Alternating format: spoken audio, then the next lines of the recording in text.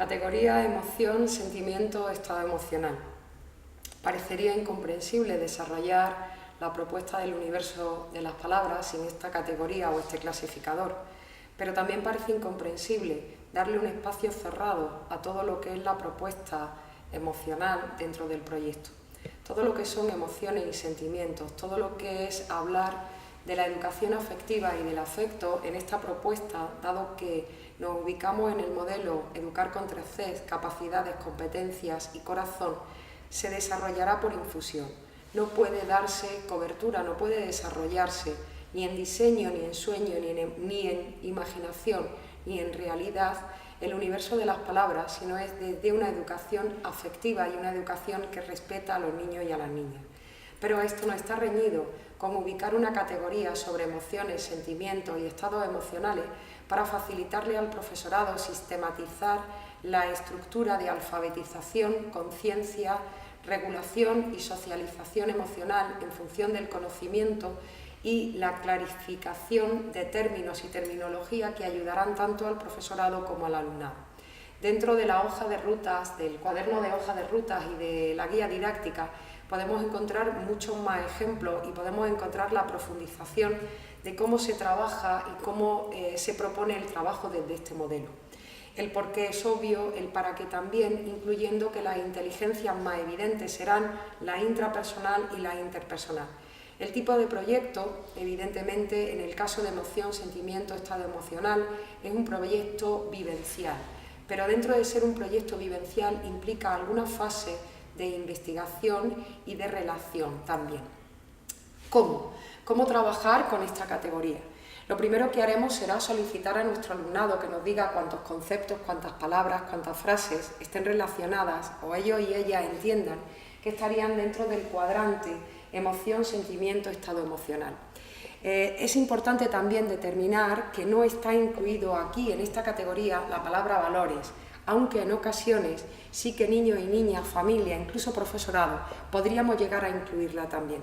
Estamos hablando de las 10 plataformas emocionales básicas que se pueden entender como respuestas adaptativas y que se pueden entender como respuestas fisiológicas, cognitivas y motrices, pero no con incidencia cultural. Es por eso que el concepto valor no está aquí incluido. En cualquier caso, dentro de la estructura que se propone en la guía didáctica, podemos encontrar siempre la orientación sobre muchísimas palabras pertenecientes a cada una de las categorías que podríamos incluir dentro de, en este caso, la categoría emoción, sentimiento o estado emocional. ¿Cómo se trabajaría? Como decía, primero rellenamos o completamos la categoría. Esta categoría la completamos con las propuestas que nos hacen desde las familias, con las propuestas que hace el propio profesorado, con las preguntas que nos plantea CLIN o con la estimulación de la visualización de la presentación de diapositiva. Es recomendable en ocasiones trabajar con más de una emoción o más de un sentimiento a la vez, porque en ocasiones el contraste entre ambos nos ayuda a interiorizarlo y a entenderlos un poquito mejor. Una vez tenemos definidas estas palabras, el proceso en general sería el siguiente. Primero de todo sería la fase de alfabetización, es decir, conocer de forma, entre comillas la palabra, objetiva, cómo, cuándo y qué produce esa emoción.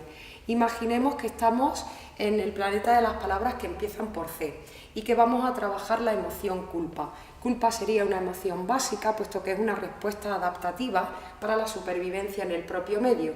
No estamos hablando de la culpa social o la culpa ideológica, estamos hablando de la culpa como plataforma emocional que deriva en una plataforma de acción que es la reparación. Pues bien, ¿cómo alfabetizar la culpa? Lo primero es conocer el concepto, buscar las imágenes de las caras, de los gestos que están expresando culpa, y esto significa tener datos objetivos, la palabra objetivo siempre que hablamos de emoción es un tanto relativa, para poder alfabetizar e identificar la emoción en otros. Cuando identificamos la emoción en otros, jugamos a través del role-playing a poner o a imitar esa cara para poder interiorizar en qué momentos, de qué manera ponemos nosotros nuestra cara, nuestro gesto, nuestro cuerpo, nuestra postura corporal cuando tenemos ese sentimiento o, en cualquier caso, sentimos la emoción. Es decir, la fase de alfabetización significa directamente poder reconocer y poder nombrar. De la fase de alfabetización pasamos a la fase de conciencia, es decir, qué circunstancias me hacen sentir a mí.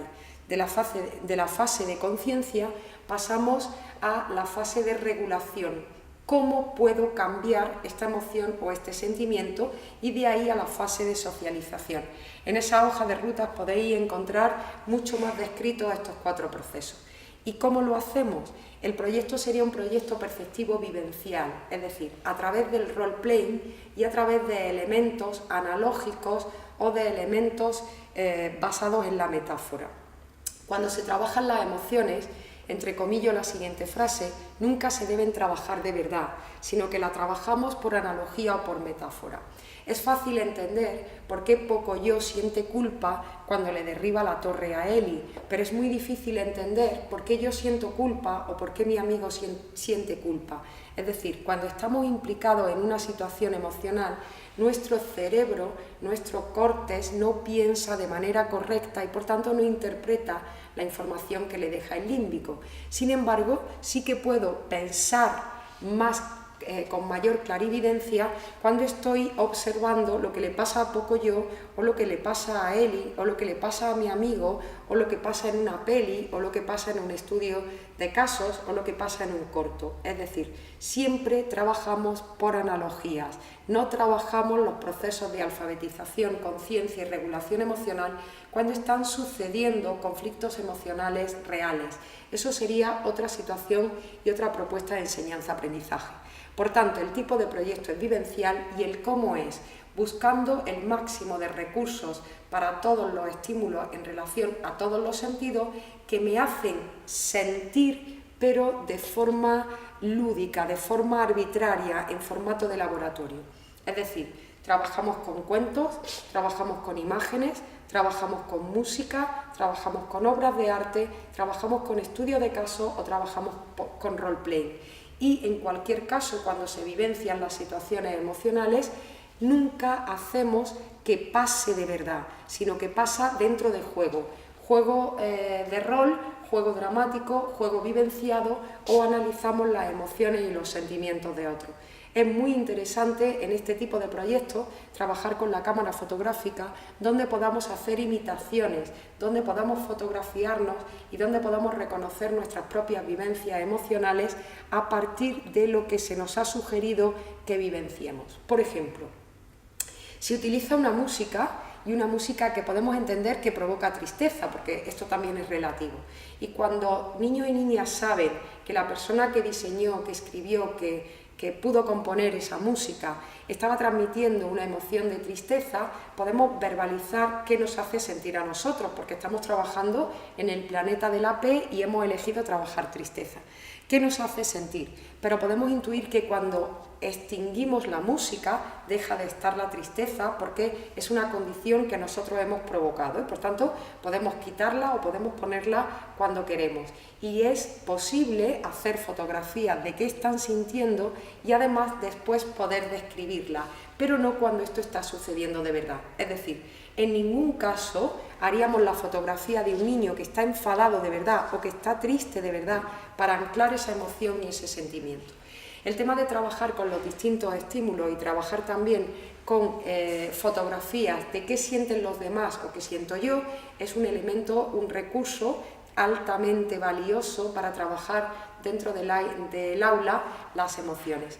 Según vamos trabajando distintas emociones, vamos dejando un recordatorio gráfico de las emociones trabajadas dentro del aula, y esto podemos tenerlo en carteles colocados por la clase para poder identificarnos. Fundamental en el caso de la conciencia emocional y de la alfabetización emocional, contar en el aula con un espejo para poder mirarnos y así recordarnos realmente qué estamos sintiendo, por qué lo estamos sintiendo y qué repercusión tiene lo que yo siento en relación a los demás.